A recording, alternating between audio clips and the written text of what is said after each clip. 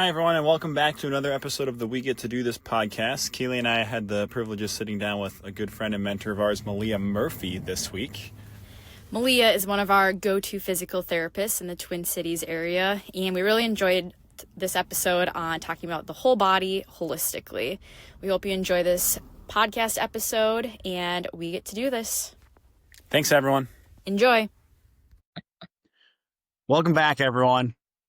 Kailee wanted me to intro this one today and point out that we have two doctors on the show today and Jacob, a personal trainer. That's not how I said that. That's what she said. Meleah heard it. It's not what I meant at all. I'm not going to take sides yet. It's too early for that. But we all know that you're on my side. So.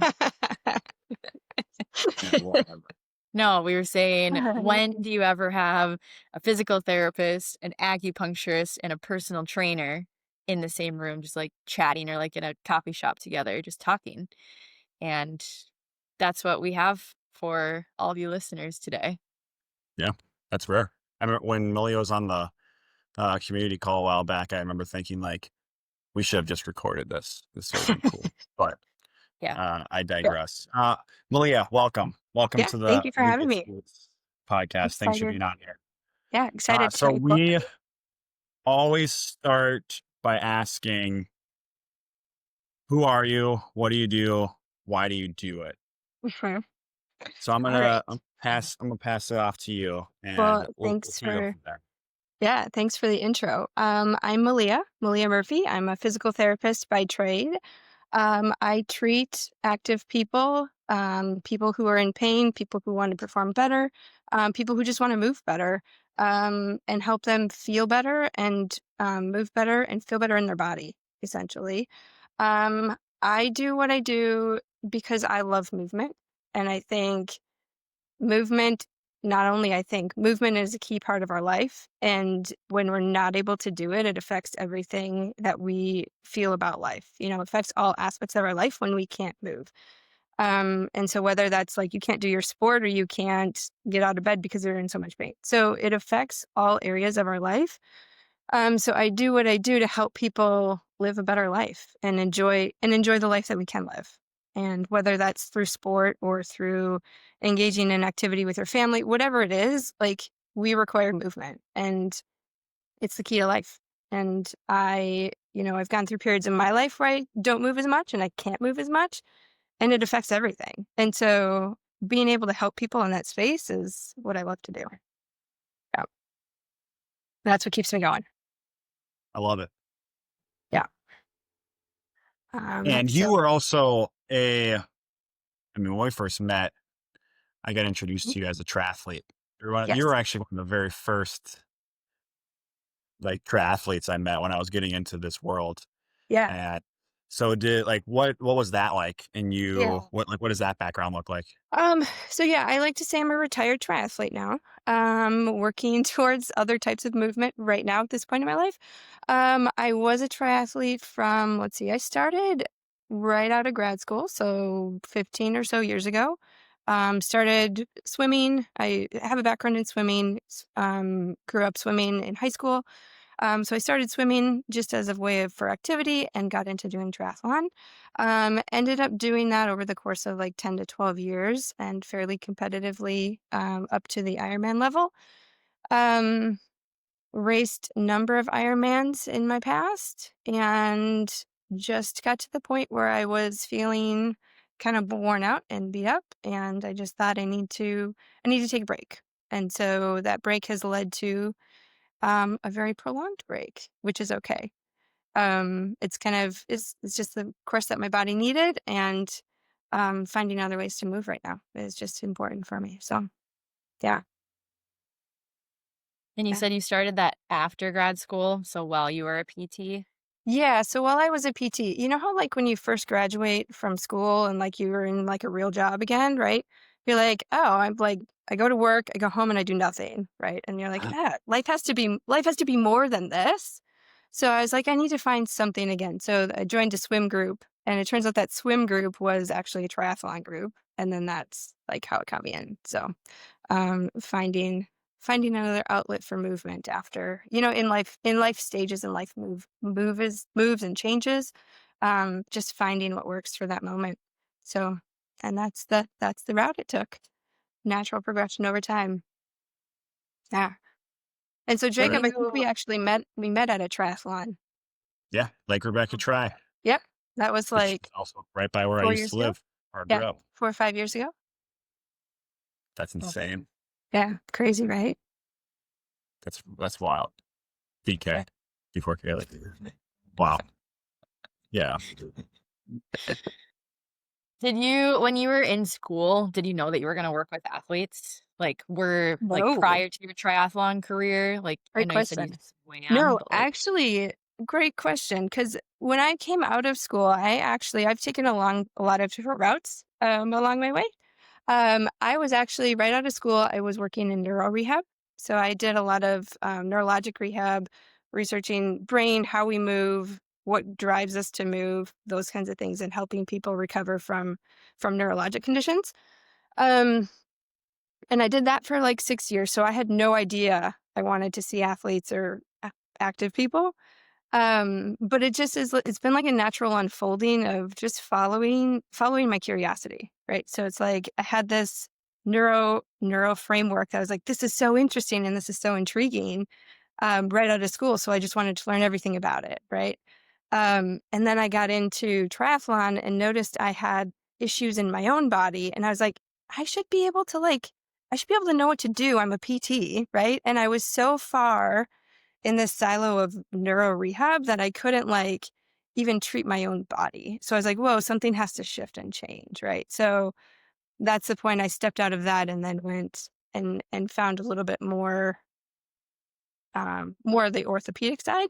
And so now I can have both portions of that in what I do and how I do it. So I think it's just been a natural unfolding of follow the curiosity and it will come.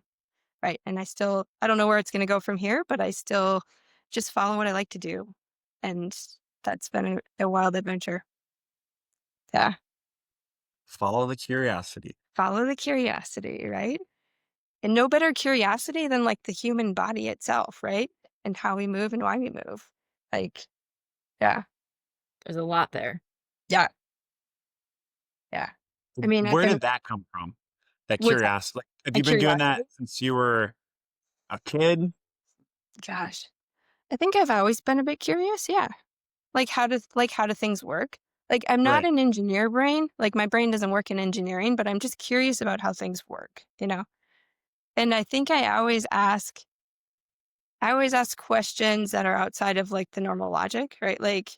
Wait, but why is that? Right? But why is it that way? And so never taking things for face value just because it's that way. No, we always have variations and things we can dig deeper into and develop more of an understanding. And I think it's that desire to just understand more and know more. And yeah, things Right. open up as you do that. Yeah. Mhm. It's like that's very important for us as providers. And especially when we're wrong.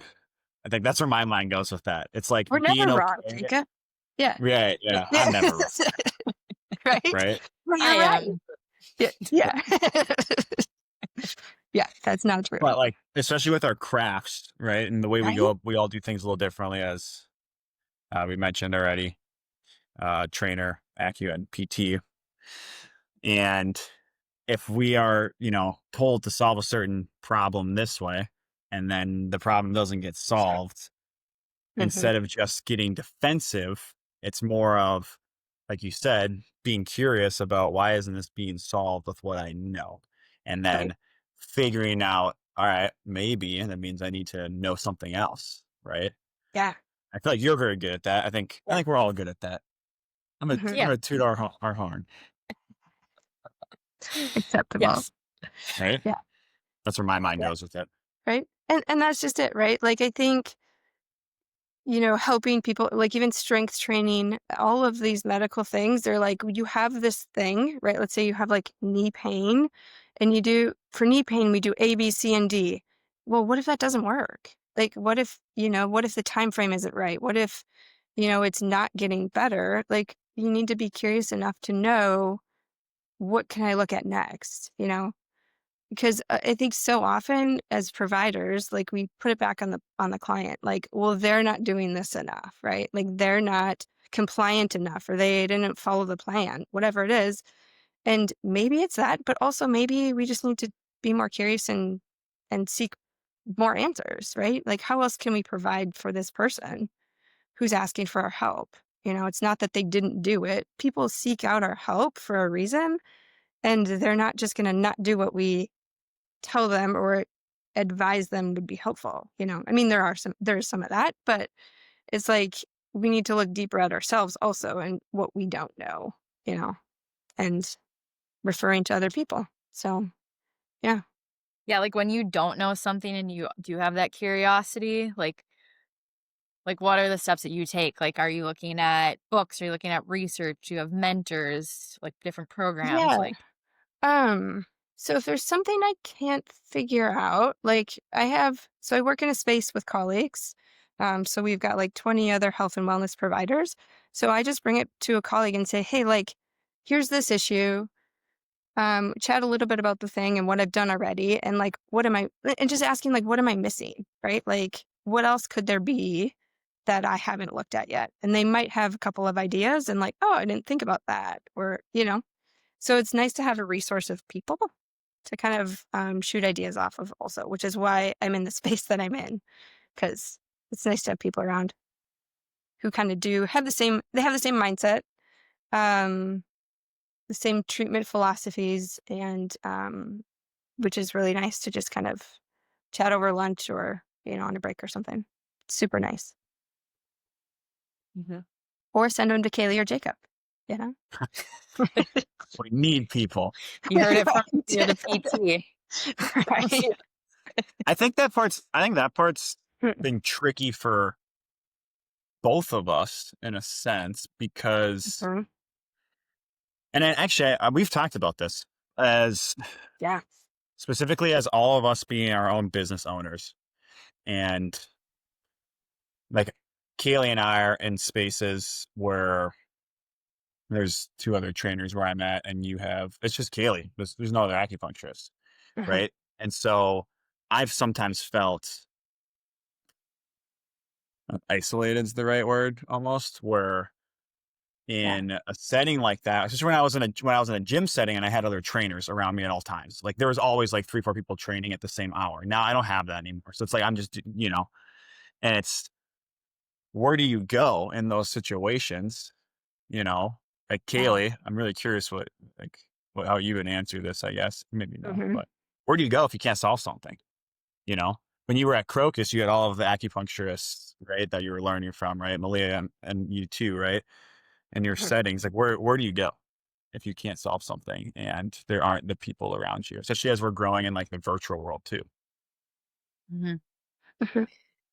I mean, for me, I feel like at the beginning, as like a newer practitioner, I feel like it's very valuable to be with other people. And I think that's one of the reasons why I did start at the clinic that I was at because I was around the other acupuncturists. So I could just like shoot a quick question too. And then I also wasn't worrying about the business side of things and like the finances and customer Mhm. service, like all of those things. I truly could just focus on the patient and getting to know them and like finding the answers. Um, I think this isn't like an immediate thing, but like constantly doing continuing ed, which I know Malia, like you're constantly going to stuff too, and finding like courses that help like develop who you're treating, and just like constantly learning that way. Um, I also stay in contact with a lot of acupuncture colleagues. So we have different like group chats that feel like it was more active like at the beginning when we all graduated in the first couple of years. I feel like it's cut up, like tapered off a little bit more. I do think it's important to have like colleagues that you can just like that you feel comfortable with asking. Like you said, like I don't have anybody that's like directly with me anymore.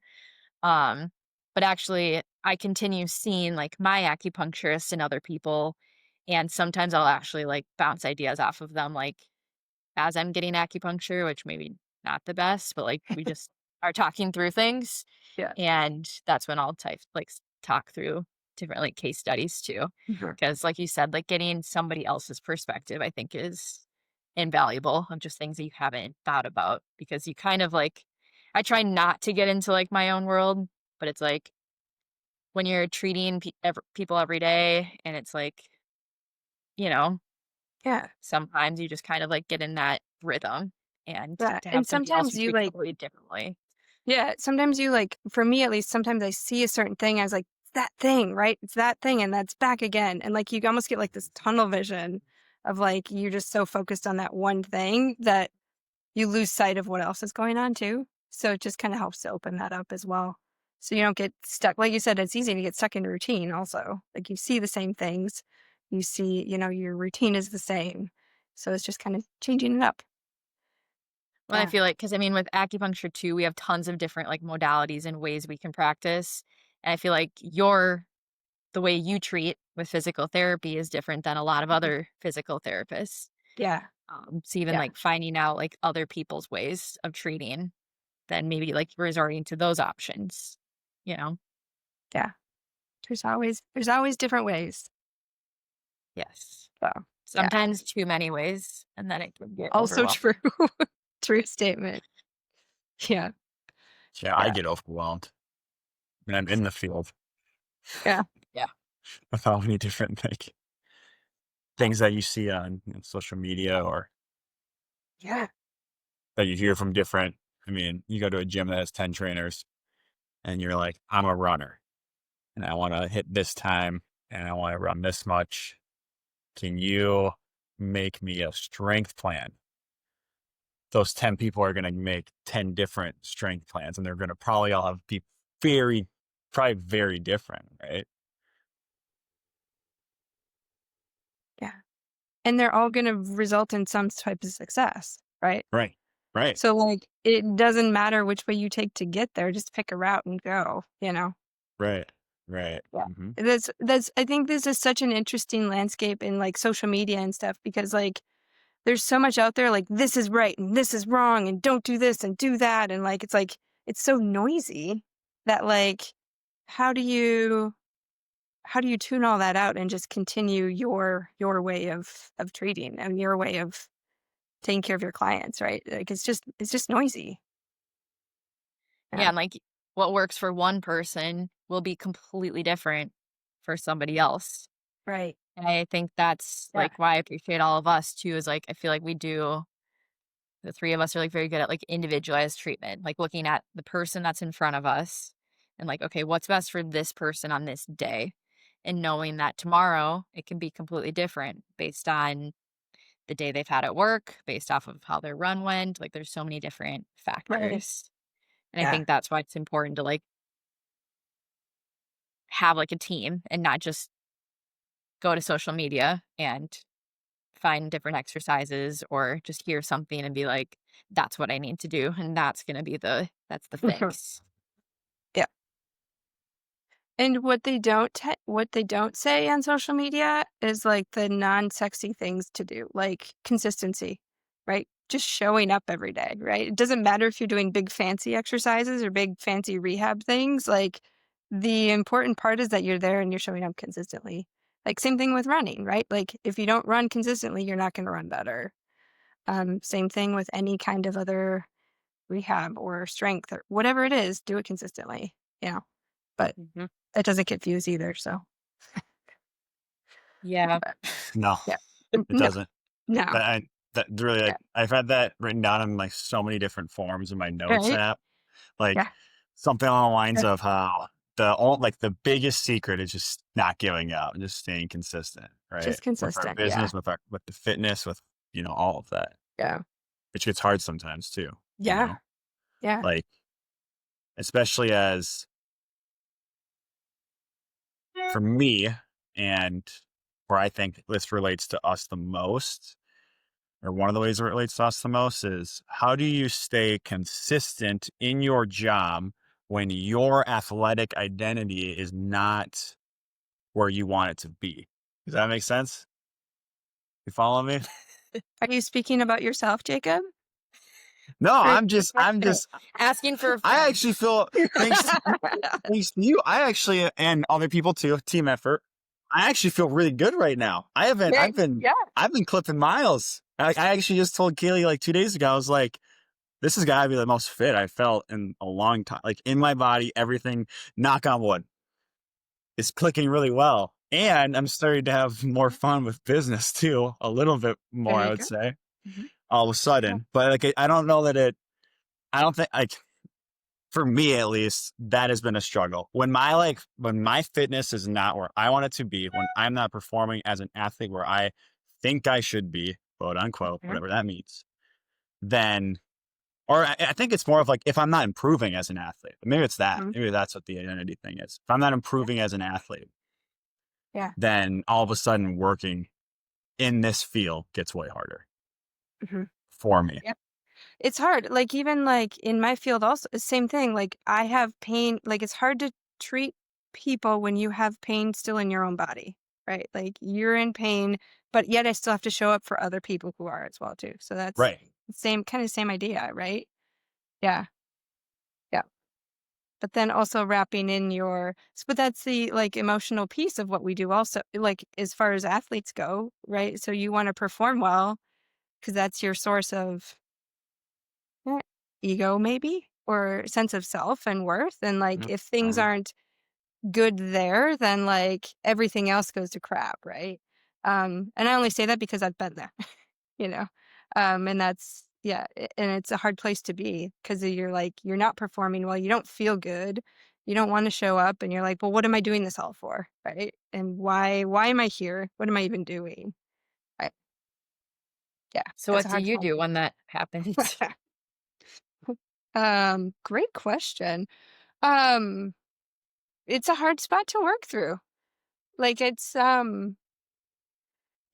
so like when I show up and like there's times when I have pain, it's just like, how can I get through this day? Like, how can I show up for this next person? How can I just get through this day? And then after work, it's like self-care, right? Like, what can I do to help myself recover, like feel better, recover better, rest, whatever it is, and just get in a better headspace. Come see Kaylee for acupuncture. Um, Good. whatever it is, like if you're in pain, that part of it.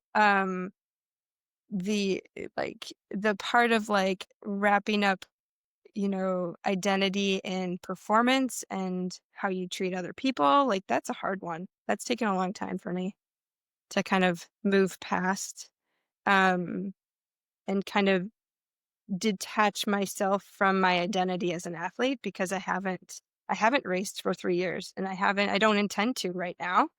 But it's been very hard to say, like, I keep I want to treat that, but also I still don't have a desire to do it myself. So it's an interesting dynamic for sure. And it's taken me 3 years maybe to work through that. It's a long road, but Yeah. yeah.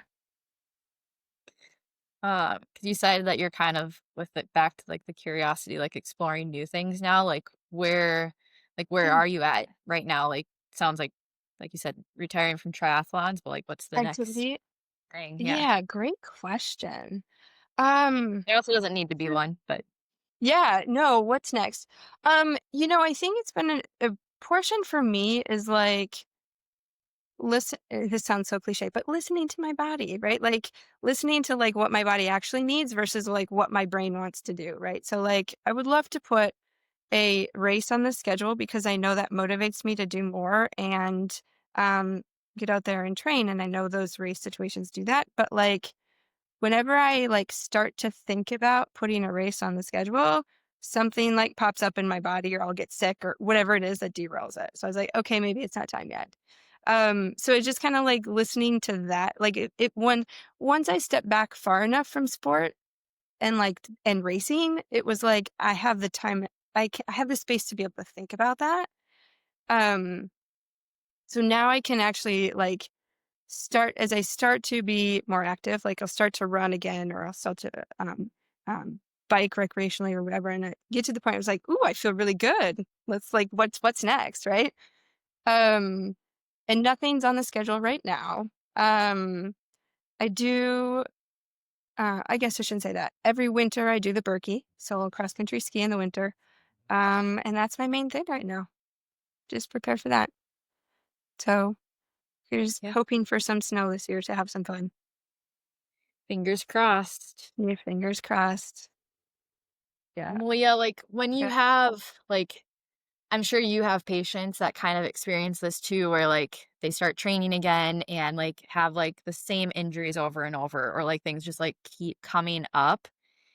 Like, how do you talk to them about that? And like, how do you see like the emotional side and like your past? How do you talk to like your patients about that? Mhm.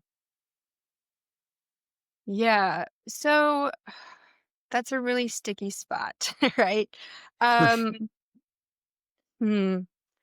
So things that keep coming up, right? Like recurrent pain in the same area and the same dysfunction, I think requires a little bit more outside the box thinking. And so, like, stepping back and taking a bigger look at the whole picture, right? So, the pain is in this one spot, but what else are we missing in the body? Like, what else?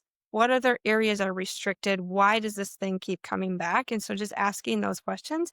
And it's really like it's a trial and error, really, right? Like, could it be something further up their chain in their body? Could it be something in like their head and neck and shoulder that's contributing to their hip? We know that there's relations through the body that way. So, when you have something that keeps recurring and keeps coming back, so you're looking at, you know, making sure that they have like the proper training program. Like, are they building sufficiently, or does it always happen at the same time in their plan? Right. So that's where Jacob comes in. He's the guru for that. But also talking to him about that. If they aren't on a plan, what are they doing? Are they running miles too quickly? Are they getting back too quickly? Running too long? What is it? Um, Outside of, like, the actual physiological and mechanical things, but also, like, looking at their mechanics, what is going on mechanically? How can we do things differently, or what else do we need to change? So just asking more questions, and it's really there's no one answer, right? It's always dependent on the person in front of you, and, you know and the emotional side of that is, there's tons of frustration, um, maybe it's just frustration, loss of identity. It's all of that. And knowing also, and I don't know that like outright address this, but I know it's there in the background, right? So it's always something you have to be aware of in the background, because that psychological or that emotional piece can also make symptoms so much worse too, right? So knowing that that's there in the background is just important. Yeah. Do you think there's like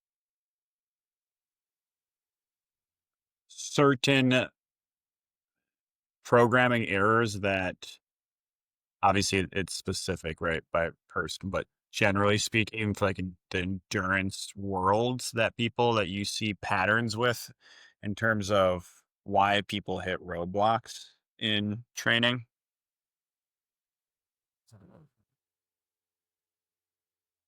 I think there's a big pattern, and this is like just general overall reaching pattern of like there's this mentality out there that like go further, go harder, go longer, um, and not being specific to what each individual needs, right? And it's this mentality of like more is more, like more is better, regardless of how your body's responding. So it's like, okay, my coach planned this workout. I feel like crap on this day, but I'm still going to go do that workout. Right. And I think that's where we start to get into trouble is like the, the running mentality is like, I can't skip this workout because I'm going to miss out on this fitness. Right. And not taking the time to rest or not taking the time to recover, and and that might be okay. But when you come into, like, looking at injury, like, those are the times you're most prone to injury, right? So, like, when you're not taking that time when you know you should, out for the fact of, like, I need to fulfill this training plan, right? That's where you're gonna that's where you becomes you're kinda going into the red. you know, Yeah, it's versus really like, interesting. right? But like Jacob, you probably have athletes who like respond better to lower volume versus higher volume, right? I would say almost every single person I work with does. I would Oh, I would argue everyone I work with responds better to lower volume than at least what they think, including oh, myself. yeah, yeah, Yeah. Oh yeah. right. So like those target miles of like arbitrary miles, I have to hit 70 miles a week. Like is that achievable for? No, I don't think so. So I think I it's agree. just kind of, pushing past or blowing past what our bodies actually need and want for the fact of that's what's on our training plan. I Right. think that's where we see a lot of the things that are like, I have this issue in my foot, but this is on my training plan. I'm going to do my run anyway. So versus erring on the side of caution of like, hey, maybe a couple days rest would be helpful, or addressing that first. Yeah, Right. yeah, I feel like that's where the emotional side comes in too, because I mean, I've found myself there too, like this last week. I've really wanted to be over 30 miles consistently, even though I'm doing like all the other things, but I'm like, I want 30 plus running miles. And not even like an injury related, but it's like then I'm like that much more hard on myself. I'm like, I have to be hitting this, and now you're behind in your fitness. And then it's like those spiraling thoughts. And it's like, okay, well, now I'm much more prone to injury because now I'm like nervous about not hitting my plan. And yeah, I feel like that's just it. Then it ends up being like a negative versus like, Kayla, you did everything that was on your plan. Like it was supposed to be a flexible weekend. Like that's what Jacob gave you. But it's yeah, like you get so hard on yourself. yeah. I mean, that's completely the other mindset, right? And I know I've been there. Like I was the one who had all of my Training Peaks boxes green because they had to be, right? Like that's the mentality. It's there. I'm going to do it, and I'm going to do it as it's planned. Yeah.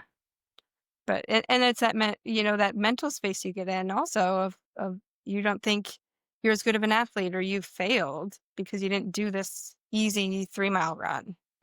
What in the grand scheme of things is that? But I can say that now after I've stepped back for a while. But I feel like you're very good at talking to your patients about like even just like the return to running or like the build back plans and being like it's okay to start small again and Yeah. just like that reassurance. Because I Yeah. know when I saw you a couple of years ago for like my knee stuff, like I just felt so like good seeing you. And then Yeah. I'd also like to say side note that Meleah was the PT of the week of our proposal. Oh yeah. That Yeah. that when I got injured that week It would have back been in better to May. open with than what I I know we said. should have done that. I'm just thinking of I it now. yeah, I kind of like to think I played a part in that. Mm. Oh, you played a Big big part. part. It almost didn't happen until you told me that it was okay to go Yeah. hike and that hills were a good idea. Yeah. Okay, so funny story about that. Side note. Okay, so I knew Kaylee was coming in for a visit that week, and I was at PRG, and just randomly, or maybe I saw you at PRG or something, and just randomly, I was like, "Oh, Kaylee and Jacob." I was like, "I wonder when they're going to get married." And then all of a sudden, Jacob calls me like the next day, and he gives me this message. I was like, "Oh my God, you're kidding!" And it was so Called you good. like Manifested called you it. like 3 times in the span of like 5 hours. It's like, you need to answer your phone. And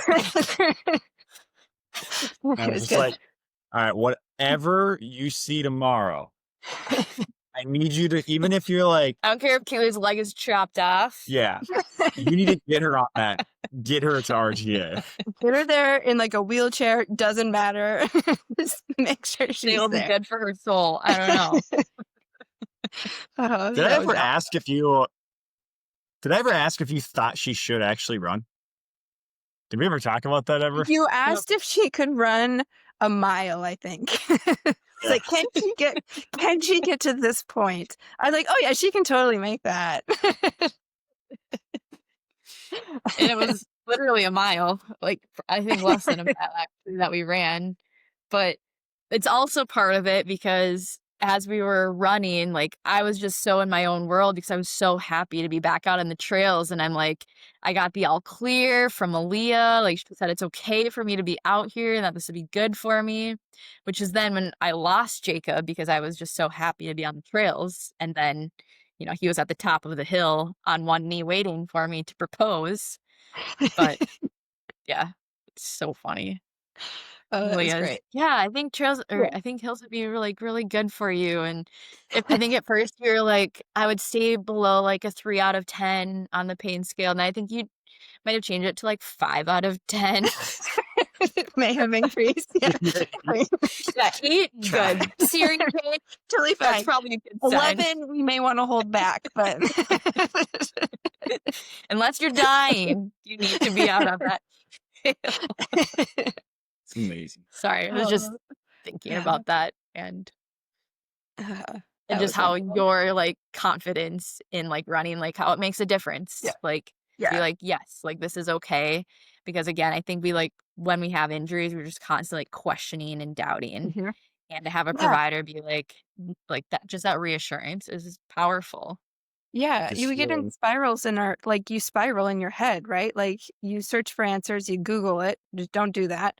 And just, like, you go down, like, the worst case scenario and you get there, you know? And so, I think, when you have something, whether it's a full-on injury or a starting of pain, like, just keep moving, like, it's gonna look different, it's gonna feel a little different, and you're not gonna check off your training peaks, um, either, but you're gonna still be moving, and I think that overall is more important than full out resting. And there are some times where you do need to just fully rest, but, like, in that case, Kaylee, like, knowing that you can actually get out there and do it, you have parameters, right? There's restrictions, and things you're looking out for, and so you have to be honest with yourself what you're feeling.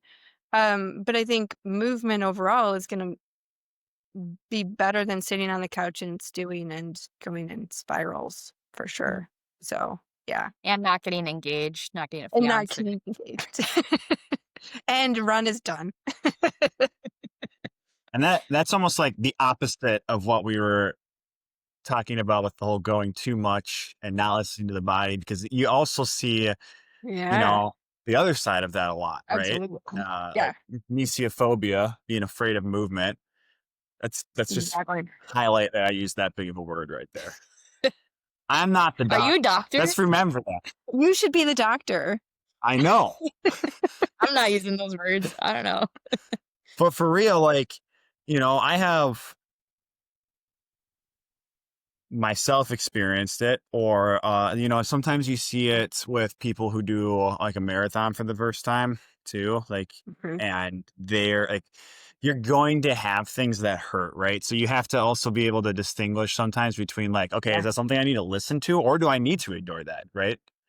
Mhm. Ignore is a strong word, but do I need to just be like, no, this is something I can run through, right? And how do we distinguish those things, especially as like someone who maybe is a first timer and has never done, say, a certain distance or a Mhm. certain amount of training, or someone like what I was like, last year when I was coming back from injury, and you're just so worried all the time of like, all Mhm. right, is this an injury right now? My ankle hurts. My ankle doesn't hurt before. Is this an injury, or is it because I just ran 12 miles for the first time in my entire life? Mhm. Because Yeah. yeah. That first time I ran 12 miles, my whole body hurt pretty like bad, like pain, Yeah.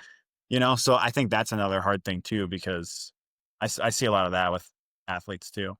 Yeah. Yeah, and it's hard to distinguish, right? And you can't just disregard somebody's pain, 'cause that's Right. invalidating also. Right. But so you have to treat it as it is an injury and help to guide them through it. So whether it's, you know, y same thing, like, I go for a run for the first time and my ankles hurt and, it hurts to walk in a certain way, and is it an injury? No, but it's loading the tissue in a way that hasn't been for a while, and, it has to be a reminder. But also when you have like Jacob, I know you mentioned you've had some issues in running through pain, but like when you've had that pain also, and you've had it for so long and you keep running through it, it's almost like you dread doing the activity, right? And so like there's a little bit of fear of that movement, but then fear of what you're going to feel during and after, you know.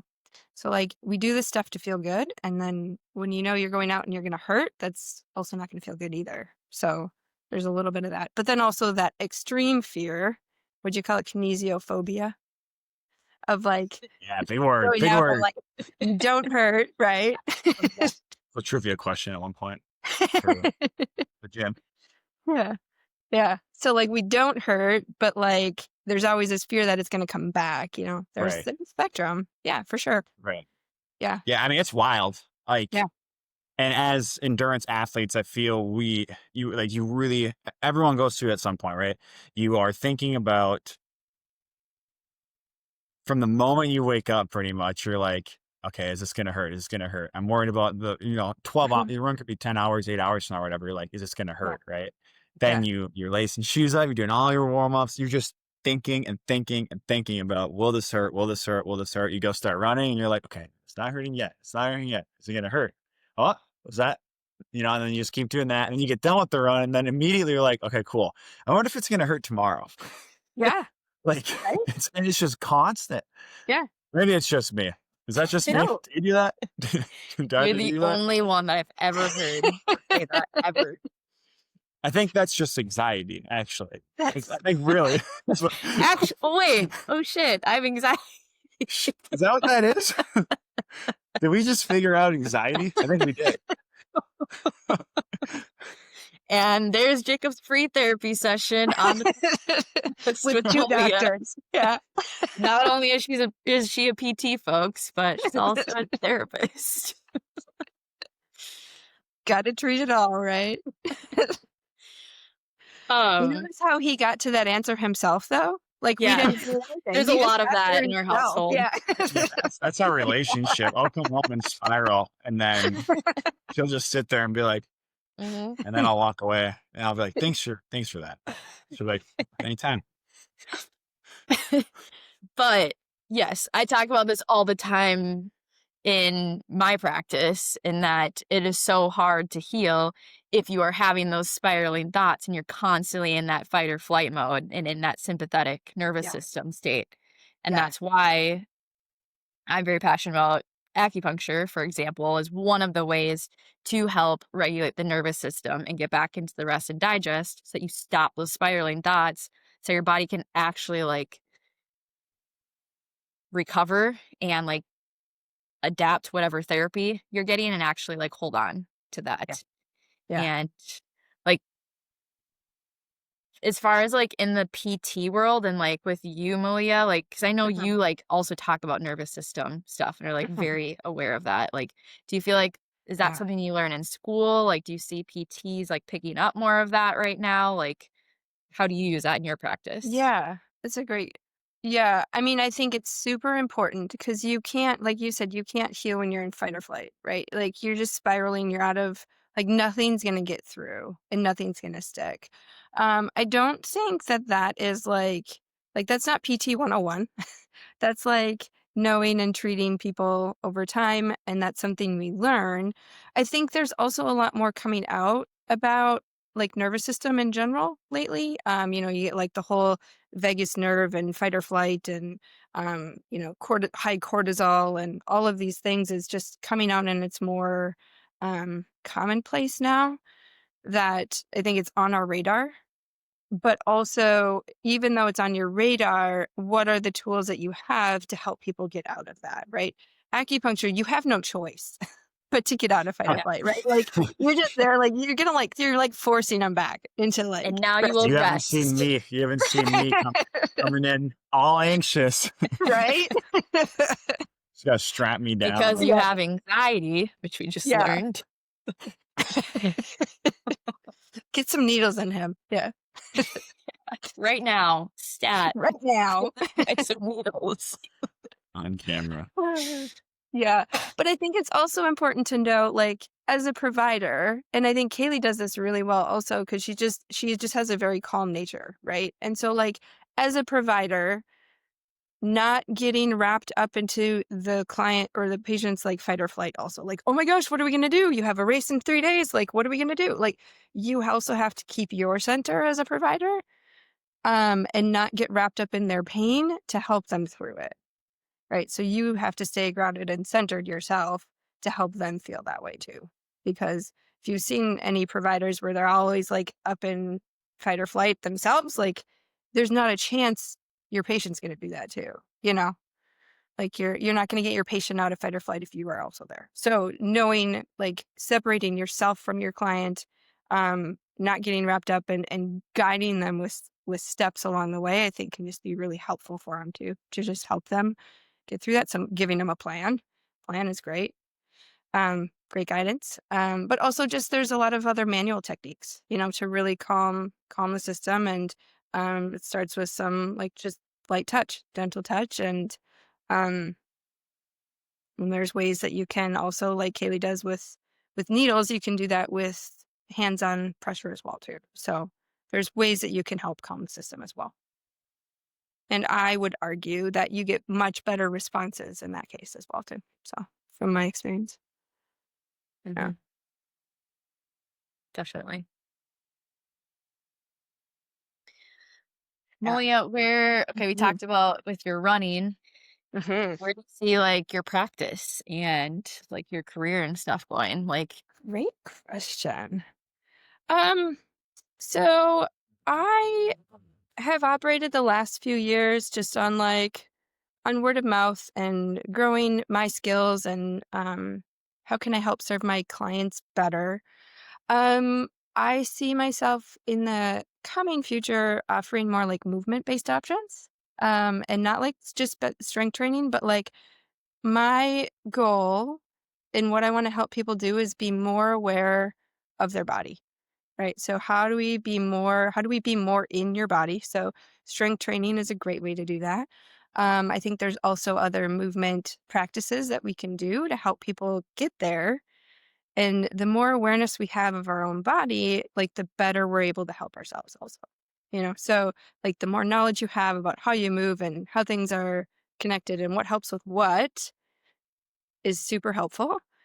So that's kind of the route I want to go down next. And I don't know what it looks like yet, but like that's the overarching picture of it. So movement based practices, um, to help people be more aware of themselves and their bodies. mhm, I love it. Yeah. Yeah.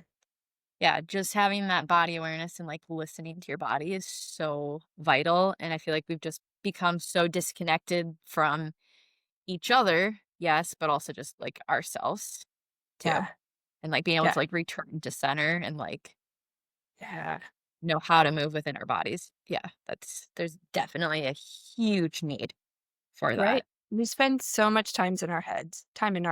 Like, can we turn that off and like tune into ourselves and our bodies? I think there's something to that.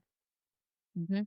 Even when I Yeah. just think of when I'm stuck in my head, I'm like, Kaylee, like, go to like your heart. And like, I just think of like my chest, like when my head is just like spinning. And all of a sudden I'm like, oh, like I already Oh, just feel so much more grounded. right. Like, let's just like calm down, bring things Yeah. down a little bit, you know? It just shuts And off all the peace. thoughts. Yeah. Mhm. Yeah. Jacob, what do you do when you're feeling anxious? I tune into my body. Cry. Yeah. Um, I don't have a good answer for that. I'm gonna be honest. I really don't. I really don't. Work more And Great sleep. answer. and sleep. Yeah, Perfect. yeah. I would. Dude. Yeah, vulnerability moment, I guess. But that's something I would like to figure out more of. As I enter kind of my next chapter with exercise and stuff. And Mhm. I don't want to be the person that just like uses running for everything. I want it to be a tool in my tool belt, but I don't want that to be my only source of Mhm. deciding whether or not I can be anxious or not. And it is one of my, Mhm. right. At some point it becomes a source of my anxiety, not something that helps me kind of control anxiety. Does that make sense?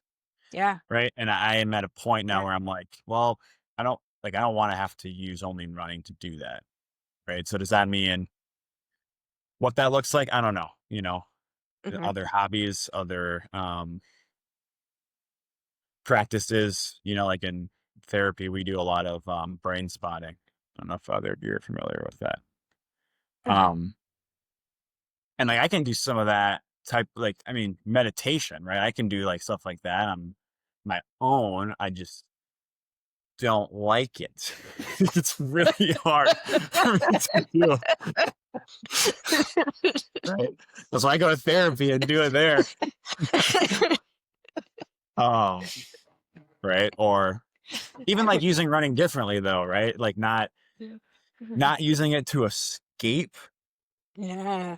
with like music or a podcast or like, right? And if I'm going to run, sometimes that means like, okay, I'm fine. But if you're going to use running right now, that means you're going to use it to move and then be present in your body and, just let your mind kind of think. Right. So I guess I kind of danced around your question, but I think I also answered it a little bit. Well, I think for the three of us too, like all of us see, I'm sure on the daily, the people who are in their 40s, 50s, 60s, 70s who have used running or some form of exercise like as their therapy for their Mhm. entire lives. And Hmm. all of a sudden it's taken away from them because of an Yeah. injury or some kind of thing that now they can't use that anymore. And so we talk about this all the time, like about how you have to find other forms of quote therapy or ways to deal with Hmm. your emotions and your day to day. Hmm. And so I feel grateful that, we're able to start thinking about this stuff now and acknowledging, like, okay, I can't just use running as my escape. That's huge. Yeah. Because what happens when you can't? Bad things Hmm. happen. Yeah. I Yeah. feel like that has also been a perk of my job, our job a little bit of like, it allows us to take a step back sometimes and observe someone else, coming in all super anxious about not being able to run or whatever. And then just thinking like, wow, like you need a hug. Like for real. I'm like, I've been that person. Right. And it's like, like recreational runners, which is pretty much everyone I work with that isn't trying to get to like a state high school meet, right? Or isn't trying to feed their Mhm. families by running a certain time, right? Most of us are doing this because it's supposed to be fun and maybe a stress reliever, right? So then if if it disappears and we are like erupting that badly, and again, I've been there. In my mind, as the practitioner, when I watch that happen, I'm like, whoa. But then it's like when I'm the athlete, I'm like, you don't understand me. You don't get it. Right. Like, you Yeah. don't know what I'm going through. You don't like, I'm not that addicted to it. Right. But yeah. And I think that back to what I was originally trying to say is like being a Yeah. provider has allowed me to kind of be like, yeah, okay, I need to work on that in myself Yeah. because that is me. Yeah. Right. And the only reason I know that I acknowledge it in people is because I've been there, right? I've been Right. that person, like in the office at that time because things are blowing up. So I've been there also. Yeah. Yeah. But that gives Hard. us the ability to be empathetic with people. You understand you've been there but also you see it reflected back to you. So, okay, how can I help myself through this period also? That gets hard. So, yeah. It's experiences. Yeah. Meleah, is there anything else that you're really passionate about that you want to share or anything that we did not cover today? Oh gosh. You feel like people should know or any like big takeaways with all of your I wealth of knowledge? feel like we covered a lot today. I don't even know where we've been, but here we are. Um, it's like, That Jacob was has a trip. anxiety. Here we are. It was anxiety. I think the biggest takeaway in my whole reason of what I why I do what I do is like, you all deserve to feel good, right? Like you all deserve to feel good in your body. And like, don't let somebody tell you like you're just getting old, so you're going to feel these things. Cause like, that's not true. And that's incredibly like so far from the truth. Like there are ways that you can feel better. It may take time, it may take effort, but like, don't let anybody tell you you're going to feel like crap because of this, right? Like because you're getting older, because you're a runner, because of whatever it else you've done. Like where there's a will, there's a way. And you can feel better. You just have to find the right modes.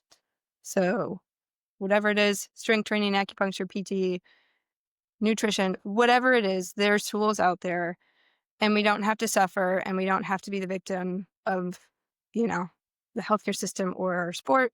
Um, it just is like we have ways that we can help ourselves, and we should feel good when we do that stuff.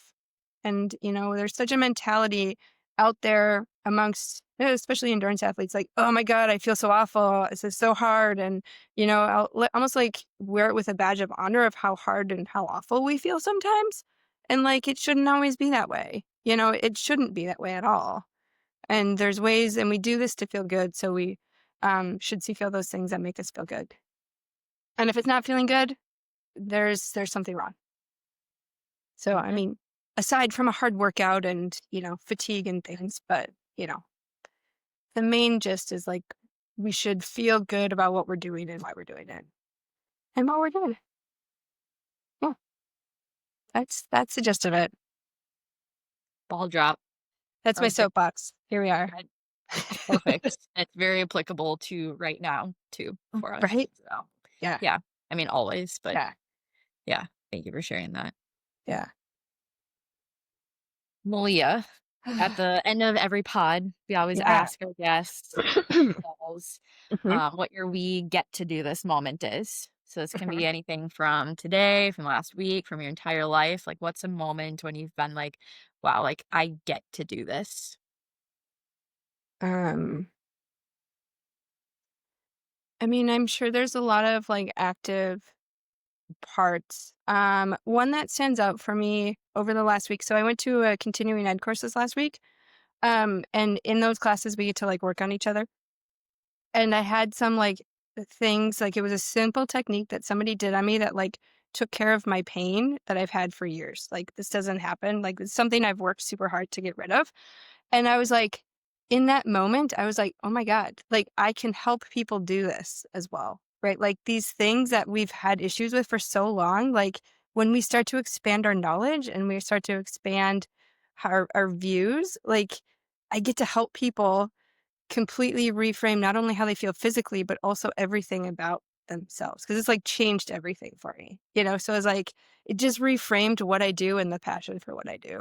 So I was like, yeah, that's why I'm doing it. It's really cool. That's amazing. Love it. I'm so happy for you and all the patients that you are going to continue to help and change lives. So and I get to be here every day. So this is great. Where can people find you, keep up with you? So I don't do much social media. They could find me on my website. So it's meleahmurphypt.com. There will be a new version coming out very shortly. More of what I do and how I do it. Otherwise, I'm in a space called Guided Health down in Edina. They can find me via that route as well too. So, yeah. We'll link all that in the show notes too for any Perfect. listeners who should go see Meleah because she's the best. Because clearly, as we just talked about for the last 60 minutes. So, and we all deserve to feel good, whatever it is. So, yeah. Thanks for all that you do, Meleah. Thank you. You're making a big difference in the world. So thank you guys. This has been wonderful. I appreciate you both. And love all the time we get to talk and chat. So this is awesome. We'll have you on again at some point in the future. That was awesome. So we could keep talking for hours. Yes. Yeah. More to come. And for all the listeners today, thank you for listening, and let us know if you have any comments or any feedback on the show. Thanks for listening. Wow, Kailee, we made it through another episode. What do you think? We would love if you would go give us a follow, a 5-star review, and comment on the episode and what you liked and what you'd like to see more of. See you next time. We get to do this